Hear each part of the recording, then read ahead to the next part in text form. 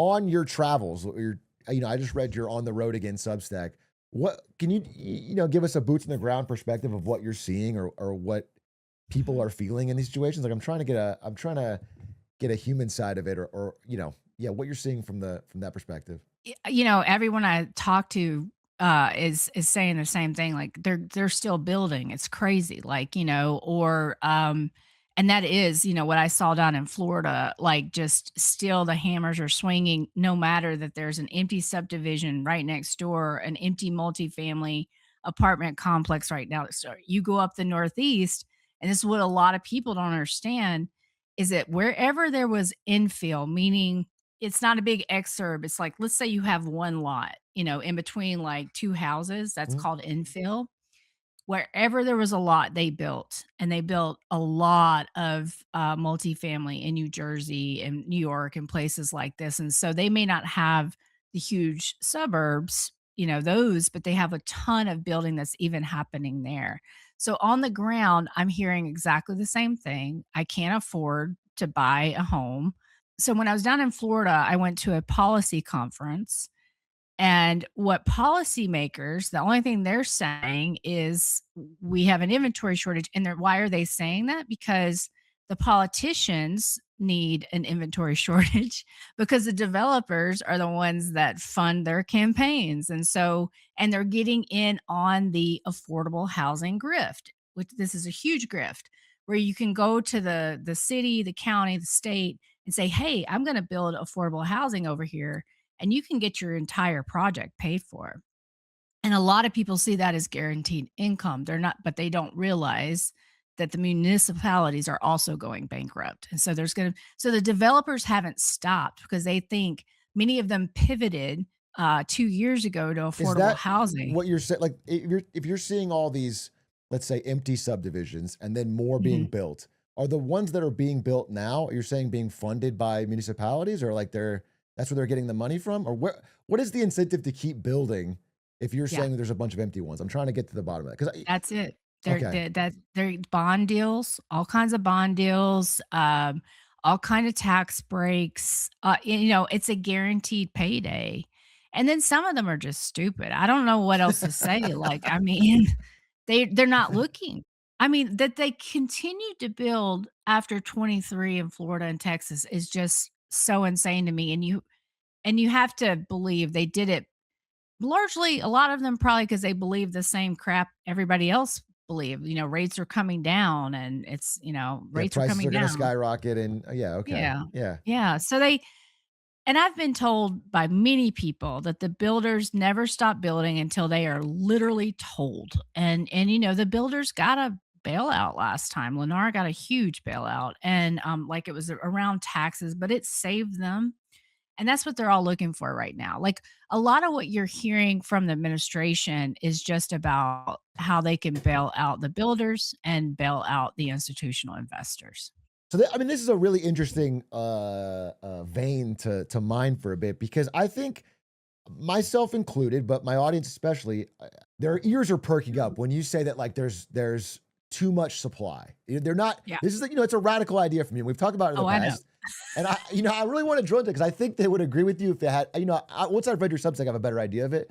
But I want to drill into that a bit more. You're basically saying, see if I'm correct. There is a massive oversupply, but it's locked up in prices that are too high that no one's willing to pay. So it hasn't really Correct. hit the market yet in any like if this was That's price right. discovered correctly, there would be Yes. affordable housing. But Oh, it's yes. okay. And to all those that don't believe, so what we had, was rage delisting last year, where we had this massive inventory build across the country really, except for the Northeast and the Midwest, because the Midwest, you still had a ton of speculation there that's now turning over.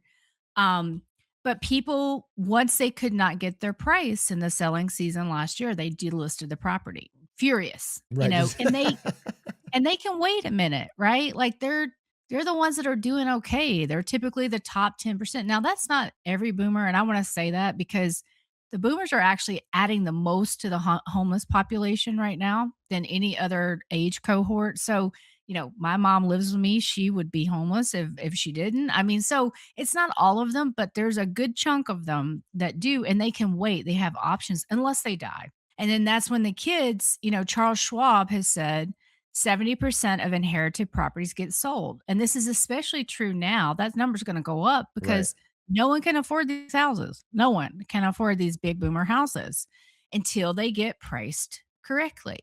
And so, when people look on Zillow or whatever, they are typically looking for price, and so they say there's no inventory, right? Right. And then the other thing is that all these listing sites lie about the amount of inventory. And that's something in my first year I dug into massively because I would go out on the road and I saw this in the last trip too, like when I did a secret shopper trip down to a community in Florida. And I would look around, look at existing homes for sale, look at new homes for sale, and I would be like, this doesn't match the permit data and it does not match what I'm seeing on the listing sites. But then It you have doesn't to go match in in, what way? You mean like there's more available than they're there's listing? way more available. And so so the new homes, what they'll do is they'll list like one card. They'll put like one home on Zillow, Redfin, Realtor for a whole community. Oh, I see. So you have And 30 houses to sell and you're putting one up and then allocating if anyone buys it to one of these 30. You're yeah, yeah, basically and it's okay. usually more like 300, but Okay. yes, that's right. Oh my Correct.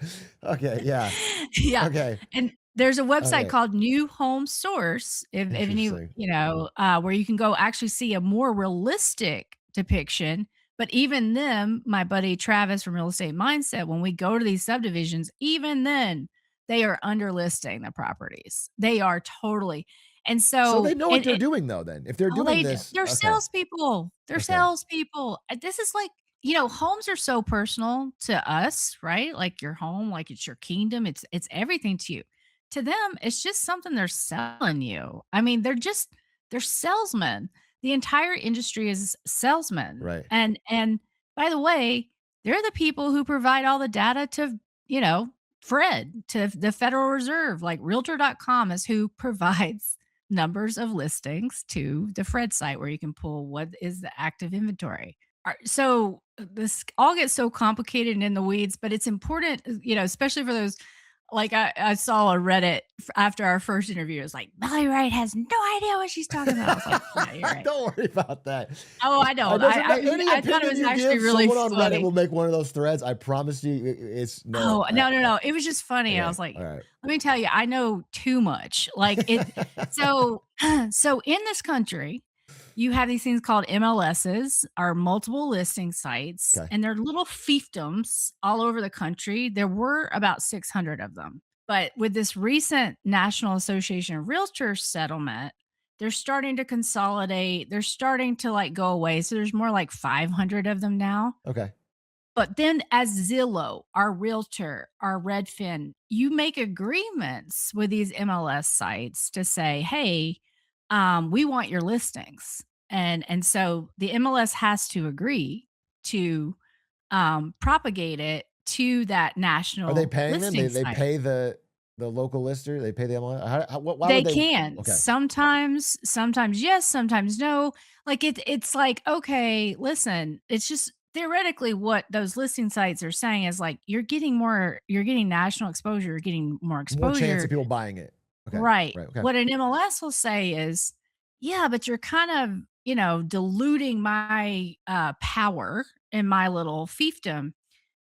Well, that's all getting blown out of the water right now with there's a big lawsuit with Compass around these things called private listings, which I started talking about in 2023, where these listings never get to a listing site.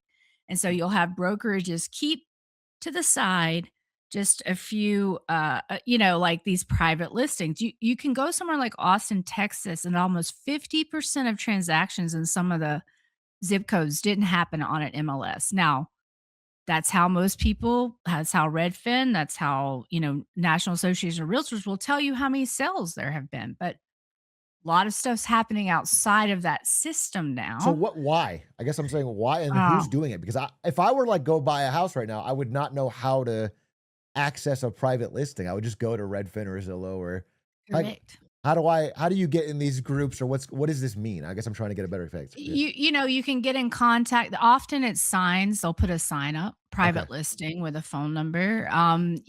Or you'll go to the individual brokerage site, which is just, like another website where you'll see all these listings. Sure. You'll sign up to be on an email list. But quickly, let me just tell you what Zillow was really good at doing, and this is what caused so much of the FOMO YOLO, right?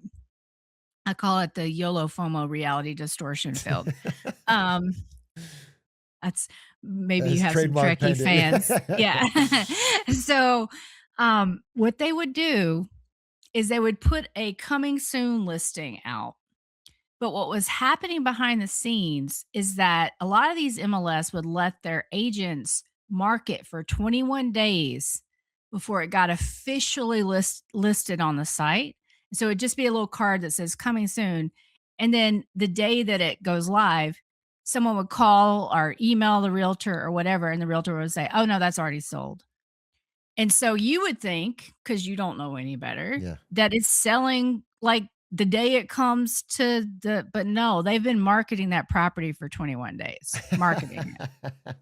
So And just to there create the illusion of high demand, of like to make you feel like 100%. there's, oh, these are moving quick. I better, Yeah. okay. Yeah, and let me tell you, there is no site, not Redfin, not Realtor, that has a full connection to these MLS. And I asked Realtor specifically, I gave them a list of back in September 23, a list of 10 questions as I was digging into this. They answered 8. And the 2 they really wouldn't answer was I was like, what percentage of the people syndicate these listings with you? Like what percentage? So the first time they answered, they just didn't answer. Second time, I was like, "Okay, can you clarify Yeah. what percentage syndicate their listings to you?" No answer. No answer. And so just by, my boots on the ground, I can tell you we're missing at least 25% of homes Okay. on these listing sites. So there's even Eh more supply than, oh, yeah, okay. 100%. The real estate industry. So 2 years ago, National Association of Realtors was the biggest lobbying firm by spend in DC, the biggest. Last year they were number 2, probably because it was time to give up the ghost. But, so they do a lot of work to keep their little cartel, basically in power. Right. Big tech got super jealous because let me tell you, like, there is the only other industry that has this much data is healthcare. Because when you do a mortgage, they have your kidney size. I'm kidding, Yeah, but but they, it's yeah, like they know a they lot. want to know everything about you, everything. And so it is a rich data set. And so when you're in the business of buying and selling data, from these listing sites, from all this, big tech got super jealous and bored with what they were doing. And they came in trying to disrupt. This is your Open Door, your Zillow iBuyer, these people, and also big backers from Microsoft. There are companies now out there trying to kind of usurp They're muscling NAR. in on the old Oh, yeah, realtor they turf. are. Okay. They are. And so they are, if you kind of trace that lawsuit back, the big NAR lawsuit, it goes, you can find the backers are often from the tech industry. And so it's like a big battle over this now. And you are the loser. Like we are the losers of this big battle because neither group wants to give you the information. And it's just going to be like, which bad guy do you have? It's So, the classic and I think story. it's Yeah. just it is. So let's say we're missing 25% of the inventory because of all of these shenanigans, and we are. And this is why I always tell people, drive around. Please drive around. Look at what's vacant because it is, and there's programs like Property Radar, like it will tell you so much about that property that the listing sites want. Now, do you have to pay for it? But it can, if you're in a hot search, like it could be really worth your money.